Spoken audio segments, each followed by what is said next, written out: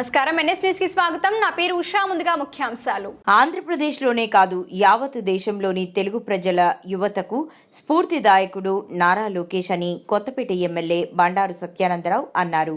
Telugu Desam party జాతీయ ప్రధాన కార్యదర్శి, మానవ వనరుల అభివృద్ధి మరియు information technology, electronics and communications, real time governance శాఖ మంత్రి నారా లోకేష్ పుట్టినరోజు సందర్భంగా రావులపాలెం క్యాంపు కార్యాలయం వద్ద నియోజకవర్గ తెలుగుదేశం పార్టీ ఏర్పాటు చేసిన కేక్ను కటింగ్ చేసి మరియు వృద్ధులకు దుప్పట్లు మరియు పళ్లు పంచిపెట్టిన ఎమ్మెల్యే సత్యానందరావు.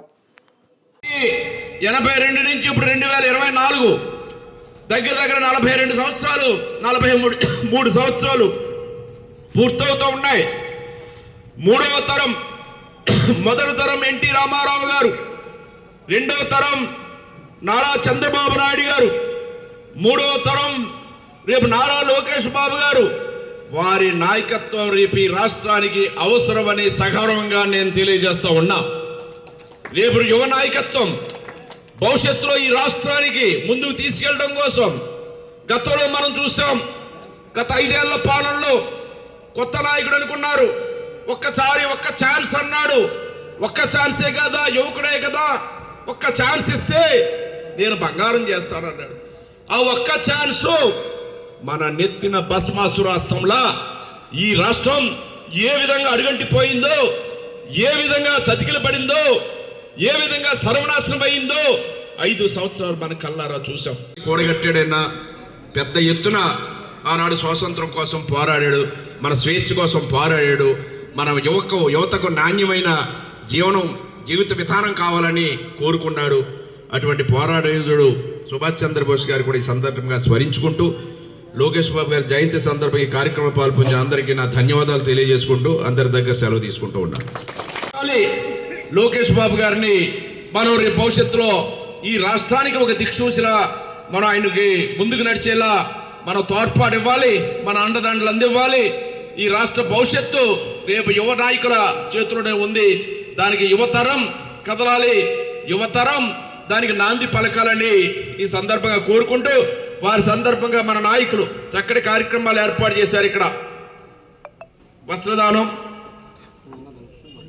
పళ్ళు,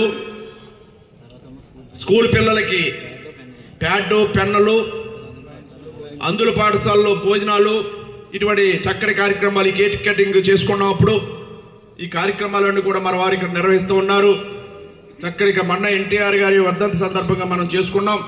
నేడు ఇప్పుడు లోకేష్ బాబు గారు జయంతి, మరి ఈనాడు నాకు సుభాష్ చంద్రబోస్ గారి జయంతి కూడా ఈరోజు. నేతాజీ సుభాష్ చంద్రబోస్ గారు ఆయన పోరాట స్ఫూర్తి.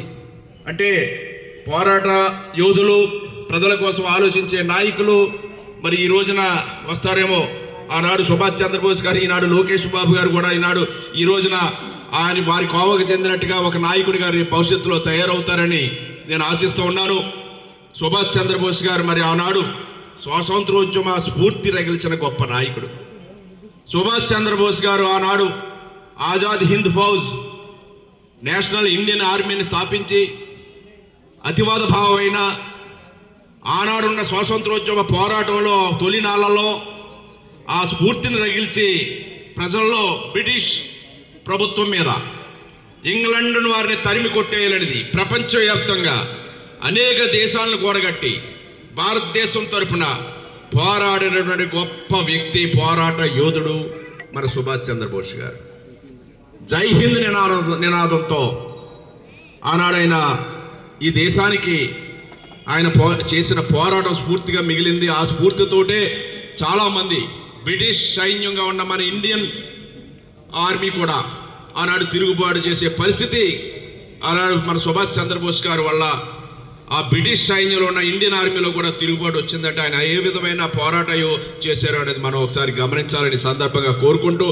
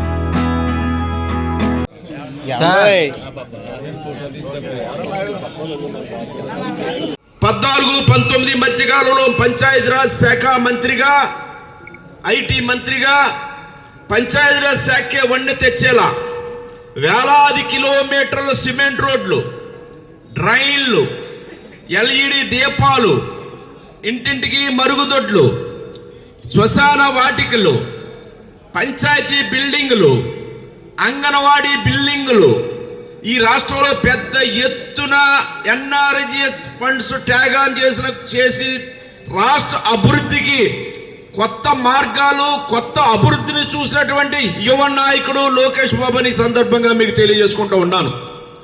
ఈ విధంగా ఈనాడు ఇప్పుడు దావోస్లో ఉన్నాడు ఆయన.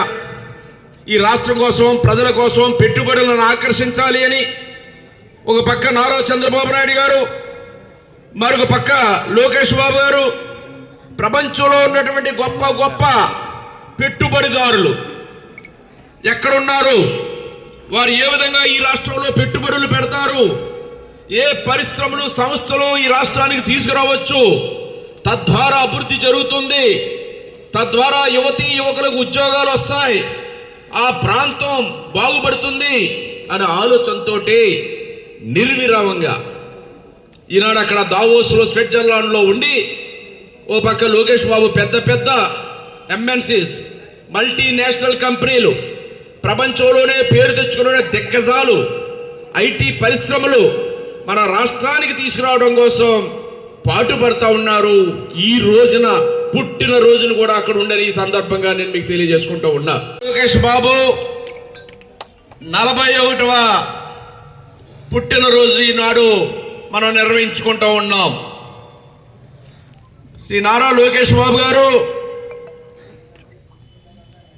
తాతకు తగ్గ మనవుడిగా స్వర్గీయ నందమూరి తారక రామారావు గారు తెలుగు జాతి సంచలనం,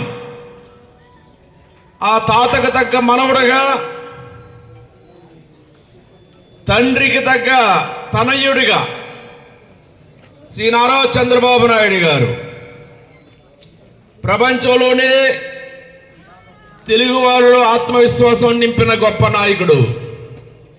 ఆ ఇరువురి యొక్క వారసుడిగా ఈనాడు ఆంధ్రప్రదేశ్ రాష్ట్ర తెలుగు ప్రజల కోసం, వారి బాటలో ఈ రాష్ట్ర అభివృద్ధికి ఎనలేనటువంటి కృషి చేస్తున్నటువంటి భవిష్యత్ తరాల నాయకుడు శ్రీ నారా లోకేష్ గారు.